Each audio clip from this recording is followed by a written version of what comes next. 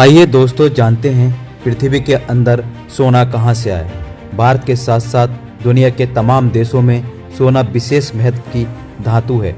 इस पीली धातु की पैदा को लेकर तमाम तरह की कहानियां प्रचलित हैं।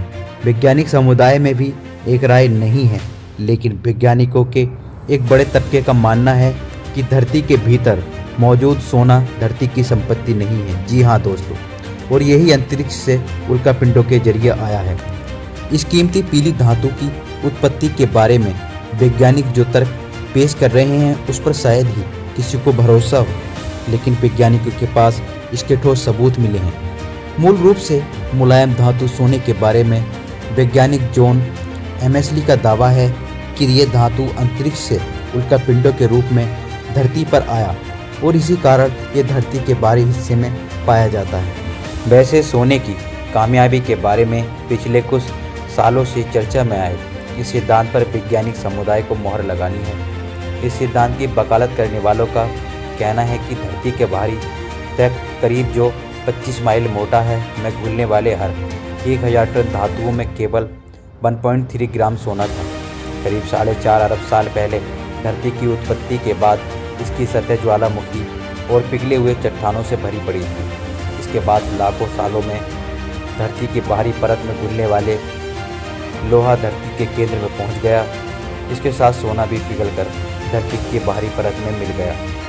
इंपीरियल कॉलेज लंदन के भूगर्भ शास्त्री माथिया विल्बोल्ड का कहना है कि इस तर्क पर इतनी आसानी से भरोसा नहीं किया जा सकता था, इसलिए विज्ञान को इसकी विवेचना करनी पड़ी। विल्बोल्ड का कहना है कि यह सिद्धांत यह कि धरती के मुख्य हिस्से के गठन के बाद उल्कापिंडों की बौछार हुई जो धरती से टकराए। इन उल्कापिंडों में कुछ मात्रा में सोना था और उसने धरती की बाहरी सतह को सोने से भर दिया। विल्बोल्ड ने कहा कि यह सिद्धांत उल्कापिंडों की गतिविधियों से मेल खाता है जैसे कि वैज्ञानिक समझते हैं। यह घटना करीब 3.8 अरब साल पहले घटी होगी। दरअसल सन 1970 के दशक में अपोलो के चंद्रमा पर उतरने के बाद उल्कापिंडों के जरिए धरती पर सोने आने का सिद्धांत दिया गया। वैज्ञानिकों ने चंद्रमा पर चट्टानों से लिए गए नमूनों में उसकी सतह से लिए गए नमूनों की तुलना में कम रेडियम और सोना पाया। यह धरती की सतह और चट्टानों में पाए जाने वाले सोने से भी कम था। इससे यह माना गया कि धरती और चांद पर अंतरिक्ष से रेडियम युक्त उल्कापिंड गिरे थे। उल्कापिंडों की इस बारिश के बाद ये तत्व चांद पर तो वैसे ही पड़े रहे, लेकिन धरती की अंदर गतिविधियों के कारण वे उसमें समाहित हो गए। इस विचार को लेड विनीर हाइपोथेसिस कहा गया और यह ग्रही विज्ञान का एक मूलभूत सिद्धांत बन गया। इसके 2 साल बाद विल्बोल्ड और ब्रिस्टल और ऑक्सफोर्ड यूनिवर्सिटी की एक टीम ने ग्रीनलैंड की कुछ चट्टानों का परीक्षण किया। ये चट्टान करीब 60 करोड़ साल पहले हुई उल्कापिंडीय गतिविधियों के बाद धरती के मूल आवरण में थे। टीम ने इस 4.4 अरब साल पुरानी चट्टानों में सोने की मौजूदगी नहीं पाई, लेकिन उसमें टंगस्टन था। टंगस्टन और सोने में कुछ समानता होती है।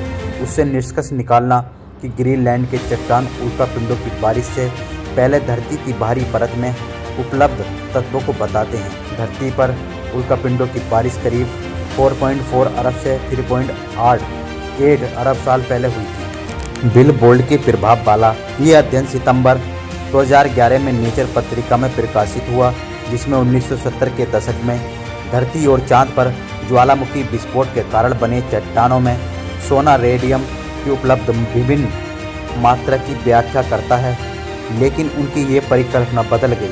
पिछले साल मैरीलैंड विश्वविद्यालय की एक टीम और मैथ्यू तोवल ने रूस की कुछ चट्टानों का परीक्षण किया। ये चट्टान ग्रीनलैंड के चट्टान से युवा थे, केवल 2.8 अरब साल पुराना। परीक्षण में पाया गया कि इन चट्टानों में सोना सहित लौह अयस्क से जुड़े तमाम धातु थे। अन्य वैज्ञानिकों का कहना है कि इस समय फिर से विचार करने की ज़रूरत है।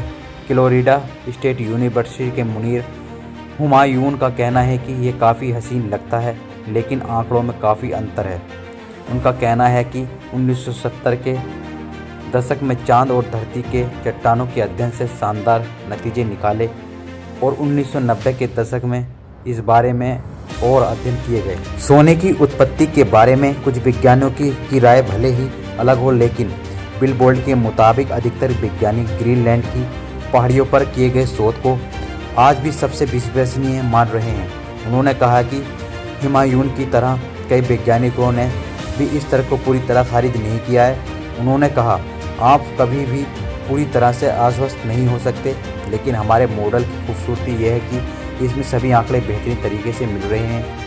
इनके आइसोटोप के माप से पता चलता है कि धरती के भार का 0.5% हिस्सा उल्कापिंडों के बारिश से बना है।